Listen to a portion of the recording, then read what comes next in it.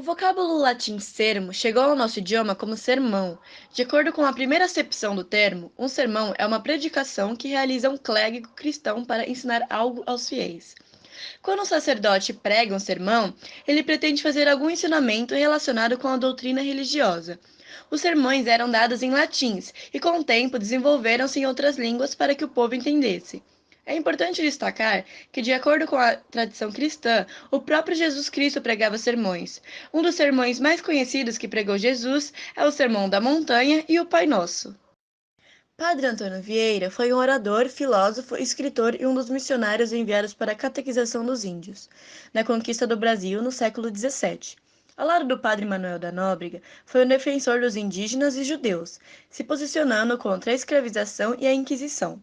Responsável pelo desenvolvimento da prosa no período barroco, Padre Antônio Vieira é conhecido por seus sermões polêmicos em que critica, entre outras coisas, o despotismo dos colonos portugueses, a influência negativa que o protestantismo exercia na colônia, os pregadores que não cumpriam com seu ofício de catequizar e evangelizar e a própria Inquisição.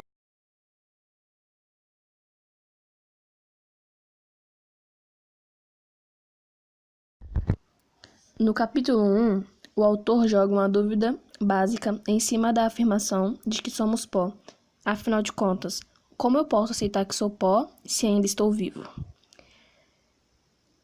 E começa o desenvolvimento da argumentação de que nós aceitamos a ideia de que viemos do pó e que voltaremos ao pó. No capítulo 2, o sermão fala sobre a diferença entre deuses e homens. Se foi Deus, há de ser Deus. Se não for Deus, se foi pó, há de ser pó.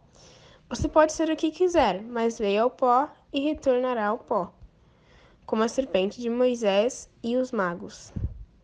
É que tudo que vive nesta vida não é o que é o que foi e o que há de ser. Capítulo 3. Neste capítulo do Sermão da Quarta-feira de Cinzas, Padre Antônio Vieira explica que quem foi pó há de ser pó. A vida não é nada mais que um círculo que fazemos de pó em pó. Em leituras, Abraão não afirma que já foi ou há de ser pó, e sim que já é.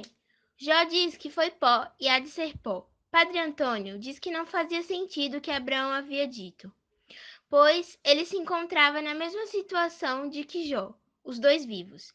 E ao fim do capítulo reforça que Deus dizia: pulvis es, que significa és pó. Fomos pó ao nosso nascer, e havemos de ser pó ao nosso falecimento.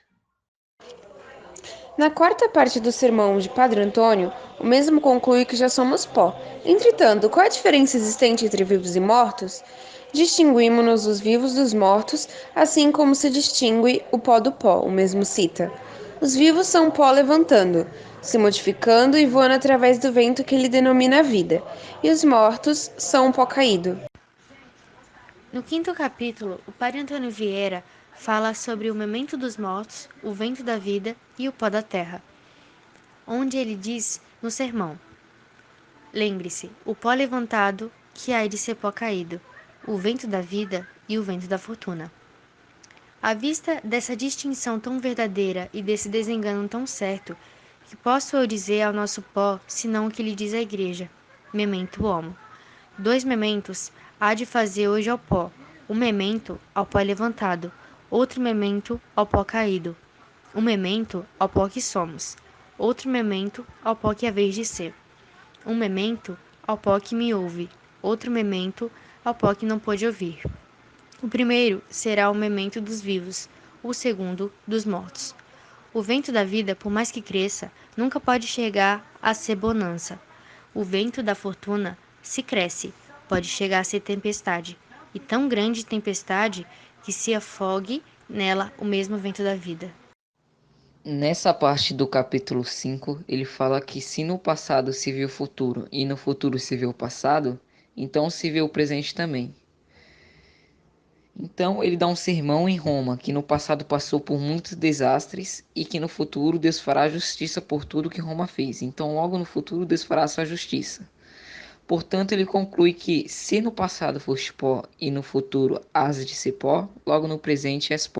No capítulo 6, ele fala de algumas memórias dos vivos e dos mortos. Podemos dizer que o ser humano, quando morre, seu corpo vira pó, mas ao contrário disso, nossa alma é imortal. O texto também traz como grande relação a ressurreição, pois ele cita a fênix, que é uma ave que renasce da sua própria cinza, assim fazendo uma analogia que o ser imortal é como uma fênix. O autor diz que não devemos temer a morte, e sim a imortalidade. Ele diz que teme o dia de Páscoa porque ele sabe que irá ressuscitar e viver para sempre. Por fim, faz uma crítica, porque morremos como mortais, mas queremos viver como imortais. Quando ele diz isso, ele se refere ao fato de que nós não aproveitamos a vida direito, porque pensamos que somos imortais, mas no final percebemos que não aproveitamos direito. Na sétima parte do sermão do Padre Antônio Vieira, é dito que, já que somos cristãos, já que sabemos que havemos de morrer e que somos imortais, saibamos usar da morte e da imortalidade. E também é dito que não há nenhum homem que não tenha vontade de morrer ou de nascer de novo para fazer uma vida muito diferente. Mas já é tarde, já não há tempo. Cristãos e senhores meus, por misericórdia de Deus ainda estamos em tempo. É perceptível que o padre tenta afirmar que se você não está dedicando a sua vida a Deus, você não está vivendo de maneira correta e, no julgamento final da morte, não terá um caminho junto a Deus. Concluímos que Antônio Vieira nos mostra através de palavras sábias sua visão religiosa, que pode ser demonstrada através de críticas ou não.